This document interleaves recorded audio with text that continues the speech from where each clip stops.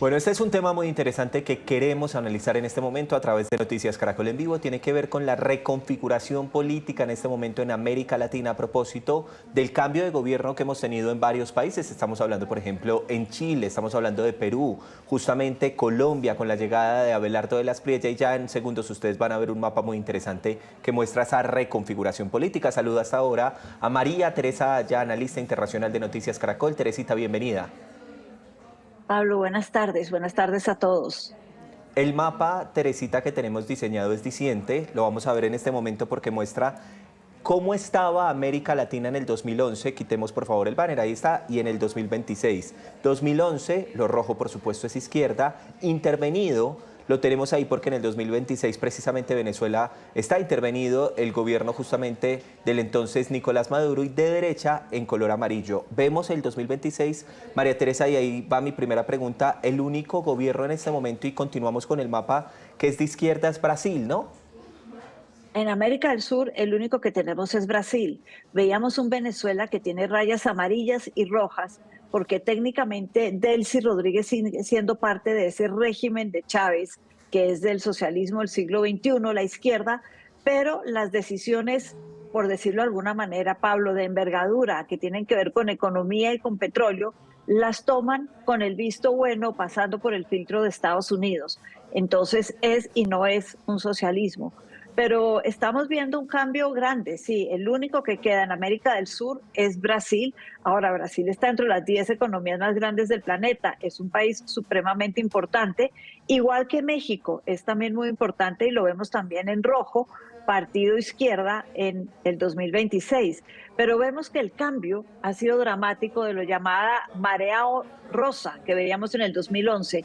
La marea rosa fue aquello que inició Chávez a principios del siglo XXI, precisamente con ese socialismo del siglo XXI, y fue de alguna manera contagiando países como Bolivia, recordemos a Evo Morales, Ecuador, vecino nuestro, con el presidente Correa, Perú, desde la época, por ejemplo, Ollanta Humala. Tenemos varios que se fueron contagiando, Argentina con los Kirchner, con los Fernández. Tenemos ahí varios contagios y un continente que tenía la marea rosa encima y que estaba mayoritariamente a la izquierda.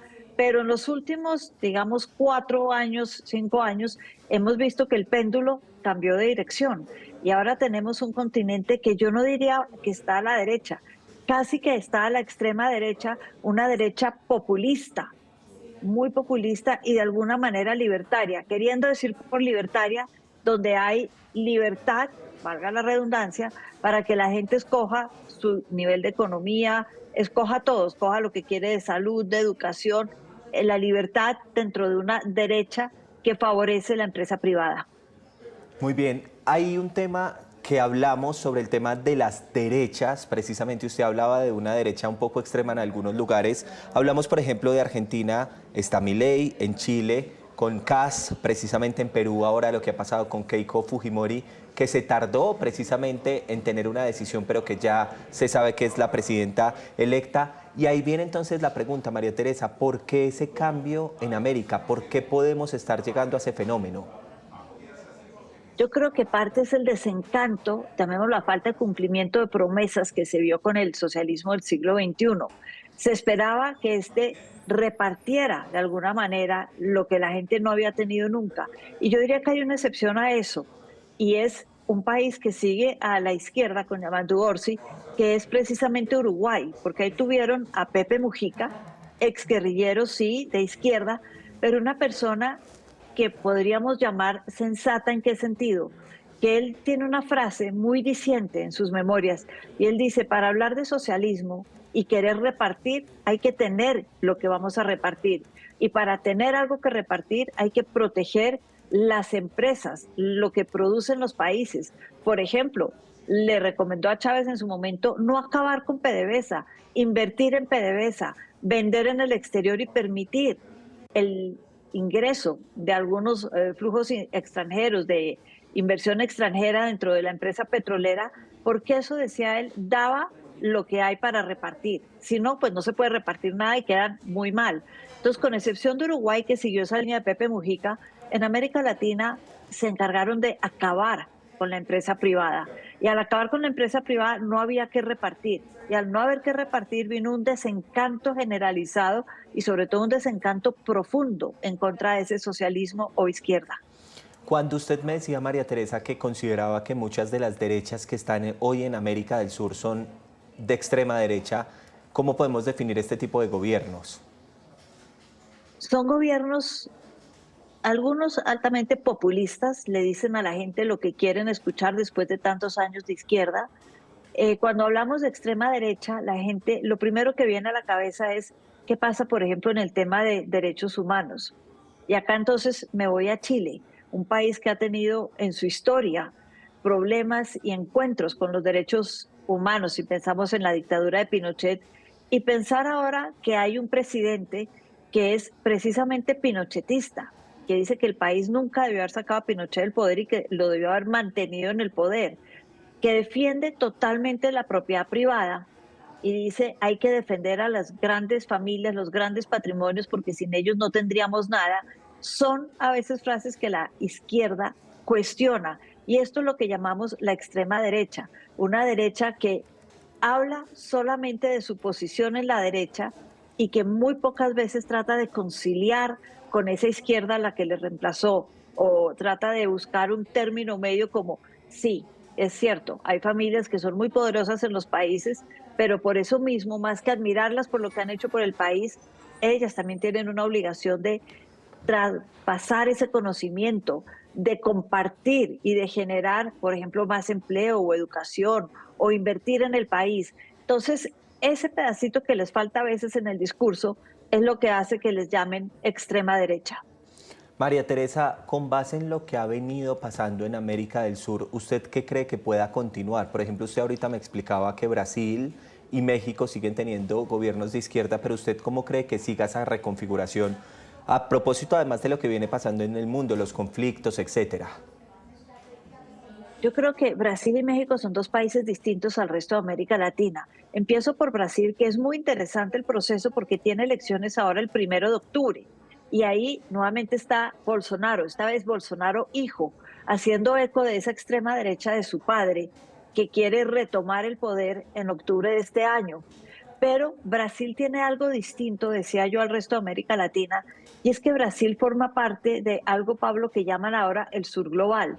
El sur global son los países que en su momento no fueron ni Estados Unidos ni los países de la Unión Soviética, sino países como China, India, Sudáfrica, Brasil, importantísimo dentro de ellos, que tienen una mirada de desarrollo distinta, en la que dicen acá todavía no hemos llegado al nivel, por ejemplo, de industrialización de otros países, hay todavía pobreza importante en nuestros países que hay que solventar, hay problemas de educación y generan una línea, un continuum. Si yo invierto y hay desarrollo, puedo invertir en educación, si hay educación, entonces puedo invertir en ciencia, en tecnología y puedo salir adelante y empezar a repartir mejor. Esos países del sur global incluyen, como decía Brasil, y Brasil, ¿dónde vemos esto? En BRICS.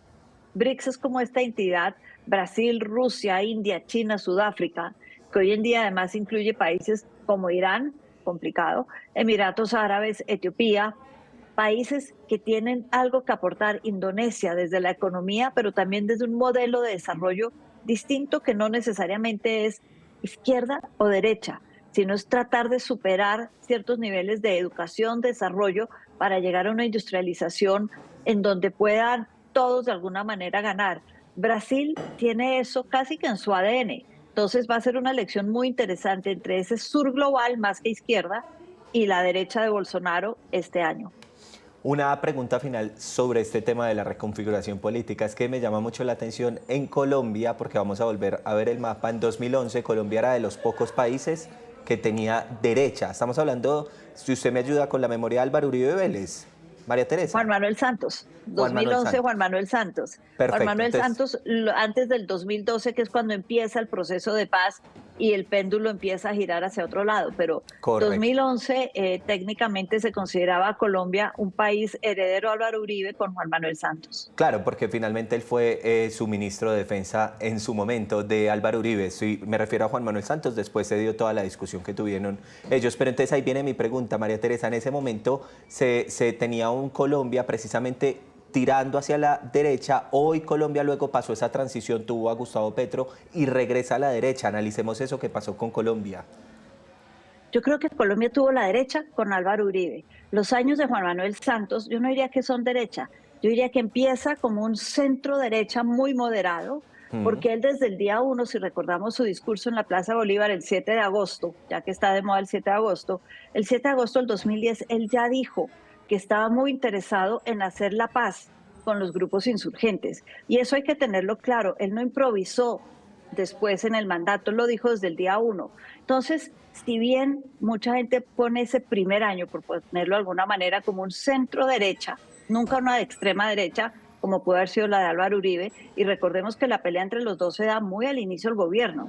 Entonces, un centro derecha que a medida que empieza a desarrollarse la relación, no solamente con el tema del proceso de paz, sino la relación también con el país, lo que estaba pasando con, por ejemplo, hay que recordar su relación cercana con los indígenas en la Sierra Nevada, en fin, con el agua, con el tema del medio ambiente, empezamos a ver un país que yo me atrevería a decir es un país de centro y que correcto. tal vez después del plebiscito en el 2016 la gente lo forzó y lo tildó de centro izquierda, pero siempre tuvo el adjetivo centro en alguna manera escrito, centro derecha, centro izquierda. Luego vino Álvaro Duque, que fue una reacción a ese centro izquierda, y Ujú. Álvaro Duque sí es de derecha, Iván una Duque, derecha, sí, Iván Duque es una derecha, correcto. y esa derecha le tocó la pandemia y le tocaron varios problemas que llevaron a que muy rápidamente el péndulo se devolviera, ahí sí, a una izquierda que fue la de Petro, y vemos que estamos en una época donde la gente, yo diría, no perdona. La frase que hay que recordar, Pablo, es que no perdonan. Un error y se va todo para el otro lado. Un error y se devuelve el péndulo. Es decir, no estamos dejando un margen a ese error. No le estamos dando el beneficio de la duda a la gente y hemos acabado, precisamente al no tener un beneficio de la duda en el país, con ese centro que estuvo tantos años en el poder y nos hemos vuelto izquierda, izquierda, derecha, derecha. Claro, con altos índices de polarización que también es para otro Exacto. análisis. María Teresa, nos despedimos, pero antes de que se me vaya, hay una noticia que está trascendiendo y es el asesinato, vamos a cambiar de información, de posiblemente un colombiano a manos de ICE. Lo de ICE sigue muy grave en Estados Unidos, María Teresa. Sí, en un estado demócrata, por eso hemos visto que a lo largo del día, después de conocerse la muerte de este señor de solo 26 años, ha habido toda clase de protestas en ese estado, un estado demócrata, y varios interrogantes que surgen en general con las detenciones de ICE que hemos visto a lo largo de los últimos año y medio, casi 15 meses. Y es que, por ejemplo, en las últimas semanas de junio tuvimos más de 10.000 arrestos. ¿Qué es lo que ha pasado en el gobierno Trump? Ha aumentado el número de arrestos, muchas veces sin causa probable. No están necesariamente deportando a todo el mundo de una, pero sí están arrestando muy rápidamente y un alto número simplemente por arrestar, parecería. Más de 10.000, como digo, en los últimos 5 días de junio. Esto, arrestos sin la cámara que tienen que cargar dentro de su equipo, las personas que hacen los arrestos. Entonces, en el caso de hoy, Pablo, uno de los dramas es que no hay video de lo que pasó. Entonces, al no tener esas cámaras, que son obligatorias, pero se han demorado en implementarlas en la gran mayoría de estados por falta de recursos, ¿qué pasa? Que todos estos arrestos se convierten en, yo dije, él hizo, él venía, él se vuelve un juego de palabras sin pruebas contundentes en las que arrestan precisamente porque les da miedo ver a alguien distinto, ver el carro que venía muy rápido, entonces dice el carro me lo iban a tirar encima, no es la primera vez que pasa, y no tenemos las pruebas contundentes y se ha convertido esto en muchos estados, tristemente, en un juego de él hizo, él iba a hacer, yo creo que, y yo reaccioné. Y esto no puede seguir pasando. No puede seguir pasando, María Teresa. Mire, le agradezco mucho. Voy a seguir con ese análisis de este colombiano. Esto fue en Maine, allí en Estados Unidos. Gracias, María Teresa. Un abrazo. Gracias por conectarse hoy festivo. Gracias, Pablo, y que tengan un buen día festivo.